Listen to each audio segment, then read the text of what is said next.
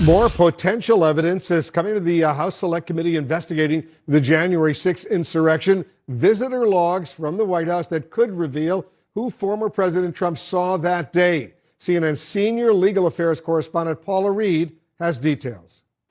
The House Select Committee investigating January 6th will soon get a new window into what was happening in the White House that day when the National Archives turns over visitor logs from the Trump era. President Joe Biden refusing a request from former President Trump to keep those logs under wraps. Trump has repeatedly railed against the committee's investigation. The Unselect Committee on January 6th. How about that committee? But in a letter to the National Archives, White House counsel Dana Remus says Biden determined that shielding the visitor logs is not in the best interests of the United States and therefore is not justified as to these records and portions of records. The archives provided the documents to the current White House for review in late January.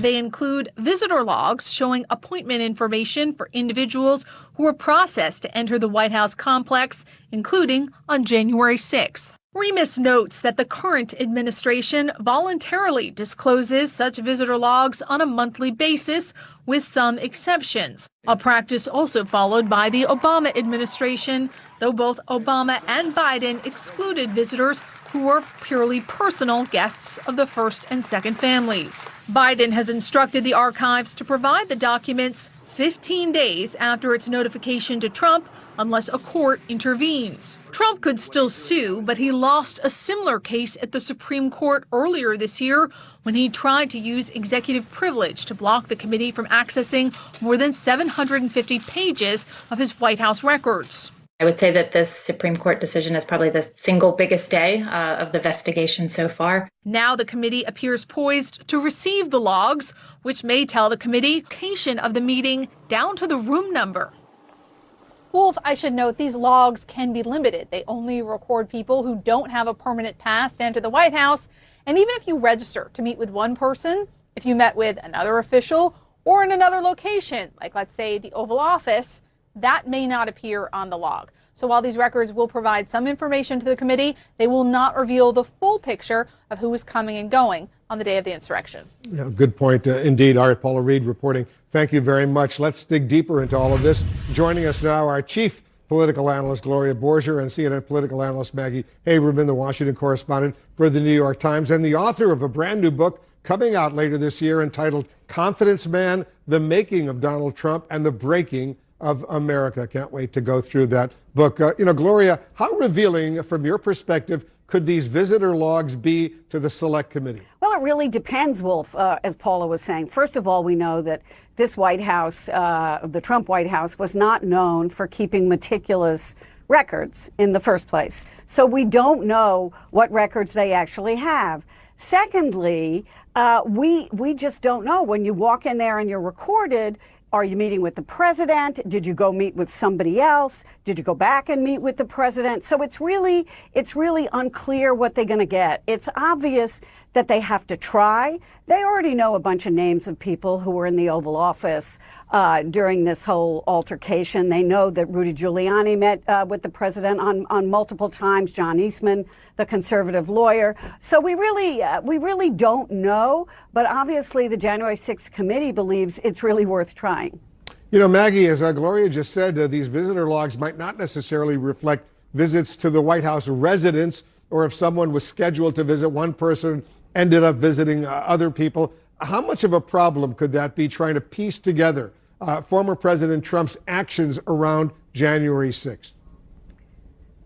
Well, I think the committee has always had a challenge when it comes to putting together the pieces of the former president's movements that day, of the people around him that day. And I guess I would raise another question that I'm not clear on. Gloria might be, or Paula might be, but I'm not clear on whether these are just the visitors' logs from January 6th, which candidly, just based on my real-time reporting, is probably going to reveal less than anything on the previous days or the days leading up to it if they're trying to understand what happened. And I don't know that those are available. What this tells me, Wolf, is I think they do have a challenge for a variety of reasons of trying to recreate what was happening that day. There are a lot of people who we know have dealt with the committee in some fashion or another who did have direct knowledge of what was happening that day in the White House, but there's a lot of people who didn't and who have also talked to them and who have speculated in one way or another. And so all of that, I think, compounds the challenge that they have. What I do think this speaks to is a willingness on the part of the Biden White House to not go along with the former president's claims of privilege. Increasingly, you're seeing them give up records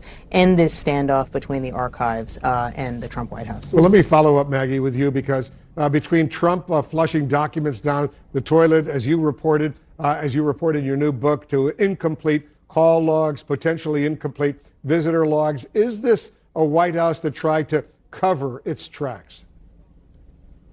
So I can't answer that question in terms of the flushing that I am reporting in the book and that I've talked about here previously. I don't know what the documents are. I don't know what the paper was that he was, putting in a toilet. I couldn't begin to speak to it.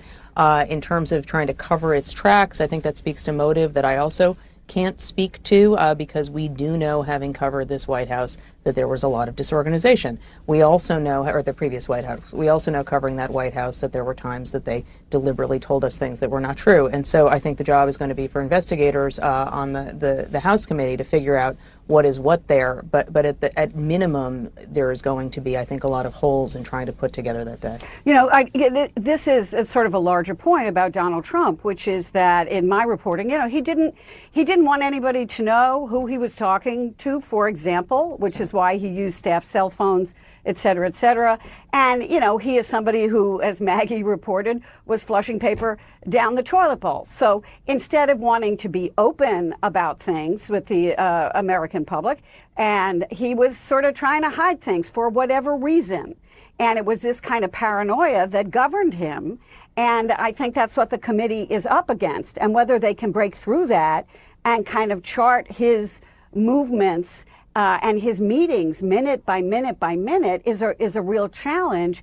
And they're going to have to find multiple ways to do that. Yeah, they're collecting tons of information. Yeah. I got to say that. All right, Gloria, thank you. Maggie, thanks to you as well. Coming up, why the President Biden has put Americans on alert that a war in Ukraine would be felt right here at home. Our Brian Todd has been looking into the potential impact. Brian, a Russian invasion could strike a very painful blow to the U.S. economy at a critical time. At a critical time, Wolf, and at a time when Americans are already fatigued by COVID-related economic hardship. Tonight, we have new information for consumers on what to expect at the store and at the gas pump if Russia invades. There could be impact on our energy prices. So we are taking active steps to alleviate the pressure on our own energy markets and offset raising prices. President Biden promising his team will deploy all the tools at their disposal to relieve pain at the pump. Pain already being felt because of supply chain issues connected to the pandemic. Every single aspect of my life is impacted by gas prices. Russia is a major oil producer, second only to the U.S. If a war in Ukraine damages oil infrastructure, if sanctions are placed on the Kremlin's oil sales, if Vladimir Putin decides to halt exports in retaliation, gas prices in the U.S., already at an 8-year high of $3.51 per gallon for regular, could spike. I think if you saw an invasion, they could go spike up 20%. Other prices for energy could rise as well. Think about heating your home. Think about keeping the lights on. Things like a plane flight are going to get more expensive. Driving to work is going to get more expensive. Overall inflation could get worse as businesses raise prices to offset higher energy costs, and some goods or materials may see price volatility, and interest rates could also go up faster. When interest rates go up, your debt payments on everything from your home to your car to education to really any kind of debt you might have, credit card debt, that all goes up. And markets could see a stock sell-off, or at least more volatility, so our 401ks could drop. Another concern, cyber attacks. While Ukraine has been hardest hit, with banks going temporarily offline, the Colonial Pipeline hack in the U.S. last year shows hackers can easily disrupt America's economy. Just one attack on one company caused a price spike. Panic buying set in, and many East Coast gas stations ran out. The Americans will feel that very imminently because it'll affect their access to power, to water. It'll affect their emergency services. That's a very big escalation if the Russians choose to do it. People's access to immediate cash and payments could be interrupted. Now, what can the average consumer do to prepare for possible economic fallout of a Russian invasion? The experts we spoke to say there are a couple of things you can do without overthinking it. If you have debt, like high-rate loans for your home, car, or credit card, try to pay those down. And for people who invest, don't take big chances. Maybe be a little less aggressive in playing volatile stocks. Wolf? Very good advice indeed. Brian Todd reporting for us. Thank you very much. Let's get some more on all of this. Joining us now, the top Republican on the House Foreign Affairs Committee, Congressman Michael McCaul of Texas. Congressman, thanks for joining us. Let me get, first of all, your reaction to Brian Todd's report. What is the worst case scenario here for Americans if Russia invades, which certainly looks possible? Well, I think several. I think gas prices would go up. I think NATO will be weakened. But let's not forget the reason why Putin wants to invade Ukraine in the first place. The legacy, it's the breadbasket of Russia, but he wants the ports to the Black Sea. He wants to control energy out of the Black Sea. I think the biggest mistake this administration made was waiving our congressional sanctions on the Nord Stream 2 pipeline, allowing Putin to complete his pipeline into Europe, making them more dependent on Russian energy than the United States. Then shutting down Keystone in the United States. This whole movement against energy production in the United States, I think, has hurt us in being an energy independent nation and projecting that. So it's really intertwined, and I think the comments are correct. This is about world domination on the energy front, and Putin wants to be a dominator. He certainly does. You know, Secretary Blinken says there's no meaningful pullback of Russian troops despite claims that are coming from the Kremlin. Are you still waiting to see if there's any drawdown, or do you believe the Russians are lying? I think they're running a disinformation campaign. Well, on one hand, they say they want diplomacy. We're not seeing a lot of talk there. They talk about drawing down forces, de-escalating, when in fact our intelligence community and our geospatial shows that are increasing. On the border, 150,000 troops now, artillery, tanks, and planes. So I don't see any signs of de-escalation. So this is not working. And it could be a matter that we're in a window of a couple weeks now, right now, Wolf, when Putin will make this calculated decision. Is it worth it to go into Ukraine? Because the latest Ukrainian intelligence, we're told, is that Russia doesn't have enough troops amassed to pull off a full-scale invasion. Based on everything you've heard, is that accurate? Russia's in full frontal attack mode. They would overwhelm Ukrainian forces, starting out with the cyber attack, shutting down their infrastructure. Then you would see the artillery, the tanks, and the planes. It would be over in a matter of 2 to 3 days, and then the invasion is complete. And then we're in a post-Ukraine world with Russia dominating. You'd see a resistance movement after that. And then you look at President Xi, who's going to be looking at Taiwan as the next step in this shoe to drop. We're just getting word, and this just coming into the Situation Room, Congressman, from a senior U.S. official, that Russia has increased its troop presence around Ukraine by approximately an additional 7,000 troops, 7,000 in recent days. We heard the president say, President Biden say the other day that the Russians had more than 150,000. Now it looks like they're getting increasingly closer to 160,000 troops. What does that say to you? Well, we've been told all along 100,000, then 75,000 more troops that would come in from Moscow. I think that's what we're seeing, right now. And it is deceptive. They are lying. I think it's a disinformation campaign about a de-escalation to negotiate, when in fact they're escalating. The other thing, Wolf, I find of interest is the Duma, which is their parliament, basically passed a resolution to name the Donbass region on the east part of Ukraine as an independent state. This would allow Putin to do this false flag operation, if you will. If it's an independent territory by the Russians and Ukraine somehow meddles or interferes, then there would be the pretext for an invasion by Russia. I keep your eye on that one, very closely, and Putin is saying they're committing genocide against the Russian separatists in the Donbass area as well. Yeah, that's very, very alarming. This senior U.S. official now says, and I want to be very precise, that the U.S. government now has every indication that the Russians, mean only to publicly offer to talk, make claims about de-escalation, while privately they are, quote, mobilizing for war, direct quote from the senior U.S. official. Is any talk of diplomacy from Russia, from your perspective, Congressman, a ruse at this point? Well, I believe that the senior official you talked to is correct. And I think the foreign minister is somewhat kind of walled off from Putin's hardliner team. What we're seeing is that Putin is now surrounding himself by his most hawkish supporters in his administration. And the foreign minister is kind of off on his own talking about negotiations. That's not a good sign. And the buildup that we've never seen before on the European continent, an invasion of which we haven't seen the likes of since World War II, is quite concerning.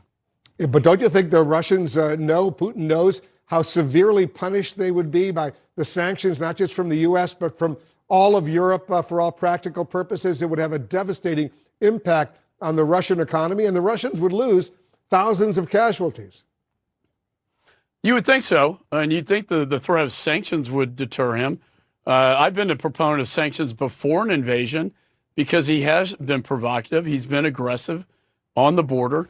This is started last March. It's gone on for almost a year now with little deterrence. And, you know, I thought the president's speech was candid, sobering, and powerful. But, you know, the rhetoric doesn't meet the actions, or maybe vice versa. I haven't seen deterrence really the key here. And that's what was necessary to stop Putin. He's got to make the calculation. Am I willing to go through these sanctions and possibly the shutdown of Nord Stream 2? And you say this could happen within the next 2 weeks. We'll see what happens. Congressman Michael McCall, thanks so much for joining us. Oh, thanks, Wolf. Thanks for having me. Thank you. Coming up, a young girl. Tonight, the U.S. says Vladimir Putin could pull the trigger on a Ukraine invasion any day as he keeps building up his forces despite his talk of a withdrawal. Our correspondents and experts are standing by in Russia, in Ukraine, and here in the United States. First, let's go to our chief White House correspondent, Caitlin Collins. Caitlin, the U.S. says Russian forces are moving into what are described as fighting positions. Give us the latest. Yeah, Wolf, and they say that they are certainly not pulling back despite those Russian claims yesterday that they were potentially engaging in a partial drawdown. Instead, the White House coming out today saying that they have seen no evidence of a de-escalation. And in fact, they believe they are adding to the forces that they've already amassed on Ukraine's border. Unfortunately, there's a difference between Russia says and what it does. And what we're seeing is no meaningful pullback. More Russian forces, not fewer, are at the border. And they are moving, concerningly, into fighting positions. This is cause for profound concern. Today, we should note that President Biden did speak with the German chancellor who recently traveled to Russia, met with the Russian president while he was there. They talked about those conversations and their efforts going forward for deterrence. But Wolf, we should note another concerning thing for the White House tonight are these new satellite images that they are watching showing some key construction in a very critical area in Belarus. That is, of course, another area that the White House has pinpointed as a serious concern for alarm when it comes to the troops that Putin has put there. And you can see what is happening here is road construction and a temporary bridge construction, a tactical bridge, they believe. And this is in an area by a river that's just about 4 miles outside of Ukraine. And so this is causing a lot of alarm here for officials at the White House who are watching this and believe that exactly these kind of steps are the steps that Russia would be taking if they were on the brink of an invasion. Not just preparing field hospitals, moving blood into the area, but also taking tactical steps like this one to make it easier to access Ukraine. So this is something that they are watching closely. And what officials are also telling CNN is only adding to their very, very emphatic skepticism of those Russian claims that they are moving any troops out of the area. Caitlin, I want you to stay with us as we bring in our chief international correspondent, Clarissa Ward. She's on the scene for us in Ukraine. and CNN contributor on Russian affairs, Jill Doherty. She's joining us from Moscow. Also with us, retired Lieutenant General Mark Hertling. He's the former U.S. Army commanding general in Europe. He's also now a CNN military analyst. General Hertling, the State Department says Russian forces are moving into what are described once again as fighting positions. These new satellite images show this bridge that's being built less than 4 miles from the Ukrainian border. How ominous are these moves? Well, first of all, Wolf, I'd correct the State Department and tell them that they should call those attack positions, not fighting positions. But secondly, what we're looking at is a lot of moves throughout the front, north, east, and south of Ukraine. All of those positions are dangerous, certainly. But as we've talked about, that bridge that you just described over the Pripyat River, leads right into the Pripyat marshes. This is some very difficult terrain. Wolf, and as you know, you were with us in Desert Storm.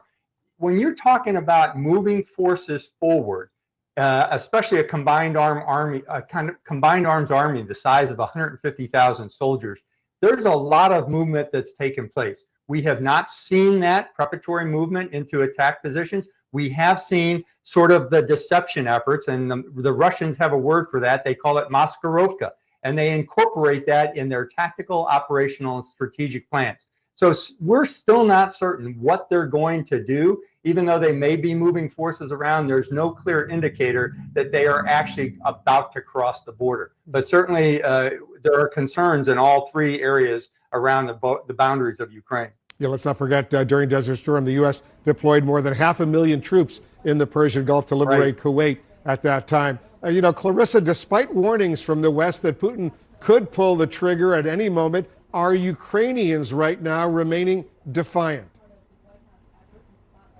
Well, I think the leadership certainly is, or putting on a very good show of doing so. President Volodymyr Zelensky had joked that today was supposed to be the day of invasion. Instead, he called it a national day of unity. He's been traveling around the country, meeting with servicemen, witnessing military exercises, saying over and over that Ukraine will not be intimidated by any enemy. And what's interesting, Wolf, is that CNN has actually had the opportunity to look at an exclusive intelligence report developed by the Ukrainians. And it's interesting to see how it's similar to the Americans, but also how it differs. So they say they estimate roughly 148,000 troops surrounding Ukraine's borders. That roughly gels with what President Biden had said, 150,000. But their argument is that they do not believe that is enough to launch an all-out invasion. And this is a consistent rift that we have seen between Ukrainian intelligence and U.S. intelligence, with Ukraine really trying to minimize this sort of emphasis or focus on the threat of an all-out invasion, because from their perspective, they're dealing already with so much pain and difficulty as a result of the destabilizing acts of Russia, not just in terms of this 8-year war, but in terms of cyber attacks, in terms of misinformation, in terms of political destabilization. And so what you're seeing, I think, really is an effort from Ukraine's leadership to shift the narrative and focus away from being exclusively on some kind of an all-out invasion and try to keep it in a place where at least there's less concern about panicking the Ukrainian public, and also addressing the multitude of ways in which Russia is already successfully destabilizing this country through this situation, Wolf. Jill, you're in Moscow, and that the U.S. and the NATO allies are calling Russia out on its claim that some troops are returning to their bases. Russia's defense ministry even put out video to back up that claim. Is this part of Putin's attempt to try to retake the narrative and shape it to his own liking? I think it is a way of using and exploiting contradiction and putting out a lot of different stories. I mean, if you look at the message from here, Russia would say, yes, we are pulling back some troops, not all, but some, and that those exercises in Belarus, some are coming to an end, et cetera. But, obviously, the contradictions just keep another ball in the air. And President Putin himself, look at what he's said over the past couple of days. He said, we want diplomacy to continue, But at the same time, he was using this word genocide, which is really a hot button word, to accuse the Ukrainian government of carrying out genocide against the Russian speakers in that critical Donbass region, the Russian speakers in the eastern part of Ukraine.